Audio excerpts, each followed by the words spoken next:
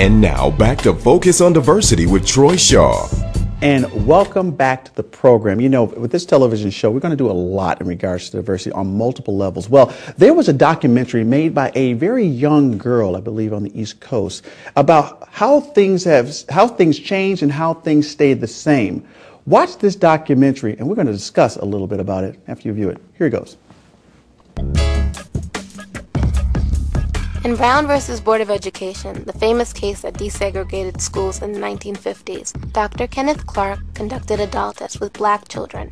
He asked them to choose between a black doll and a white doll. In most instances, the majority of the children preferred the white doll. I decided to reconduct this test as Dr. Clark did to see how we've progressed since then. Can you show me the doll that you liked best or that you'd like to play with? This one. I like that one. Show me. I'm Kiri. This one. That one? This one. I like to play with this. And can you show me the doll that is the nice doll? And why is that the nice doll? He's white. And can you show me the doll that looks bad? Okay. And and why does that look bad? Because it's black. And why do you think that's a nice doll? Because she's white. And can you give me the doll that looks like you?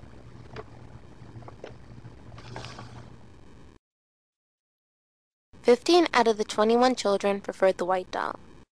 If you'd like to watch that in its entirety, please go to YouTube or go to our website. We'll have it available on our website at www.focusondiversity.com. And you can also go to YouTube and you type in the search area, a girl like me. It was made by Kiri Davis. She should be commended for that. Gentlemen, this here just really explains. This original study was done in the 50s.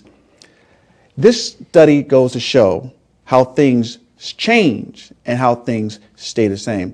Rich, what was your impression when you watched that? You know, the results of the study in the 50s didn't surprise me. The results here shocked me. I would like to think that we've come further with our children and that you wouldn't have seen those kinds of results. And if after all the decades of effort by black community leaders, white community leaders, everybody to try to change people's attitudes, and this many decades later, we're still struggling with this, I find it very depressing.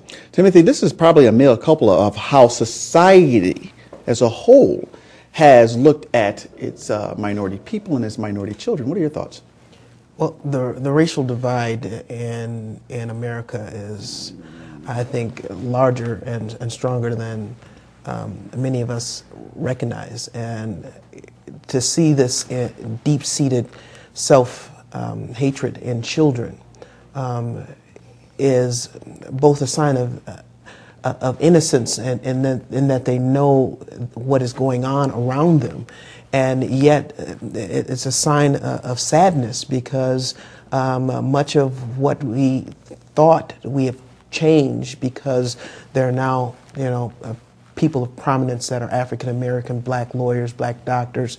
But these kids aren't seeing that. These kids aren't seeing that. They're still seeing the prominent problem of racial discrimination within our community, and it's sad, and it's hard to combat. Chris, here what we have here literally is a society of people, along with their children, African American in particularly, that still have a problem with who they are. What's your comments on that? Let me say it by this. The one young lady in there who, when they asked the question, which one is the good baby and which one is the naughty baby, and she picked the white one as the good and the dark-skinned baby as the bad.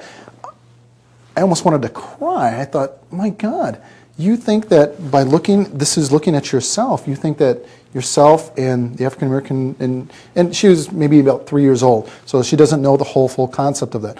But that's a sad look into that, where she feels that just because she's an African American little girl, that she is bad.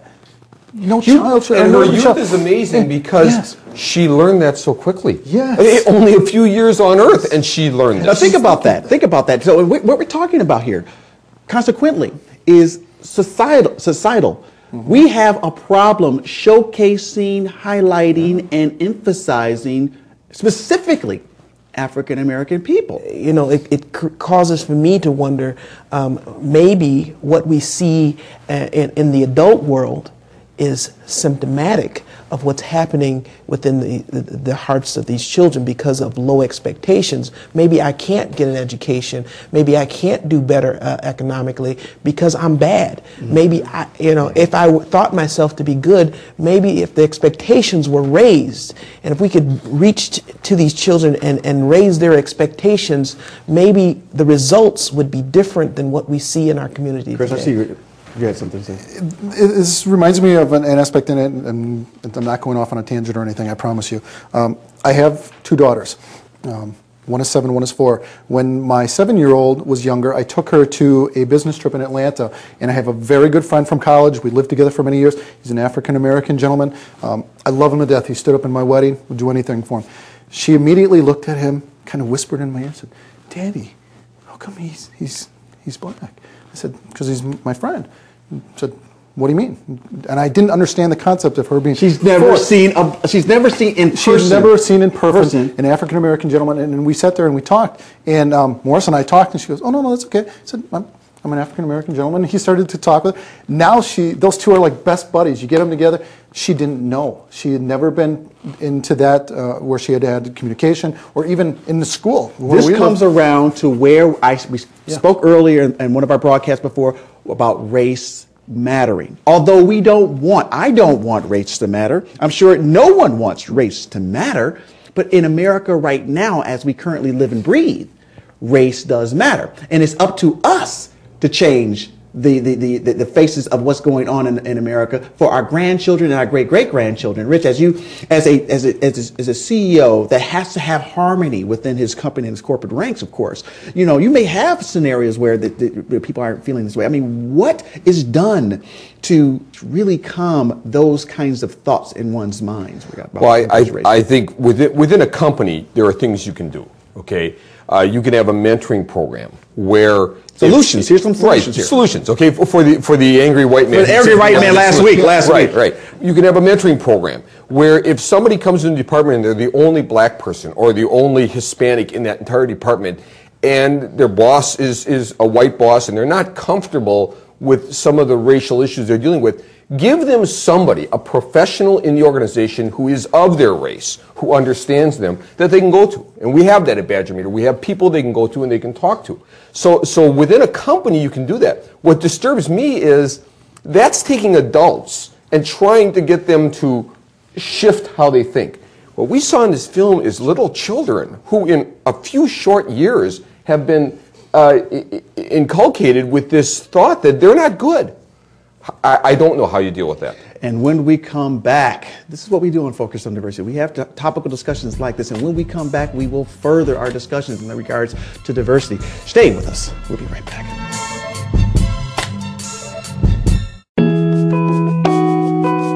Founded in 1905, Badger Meter recently celebrated over 100 years in business.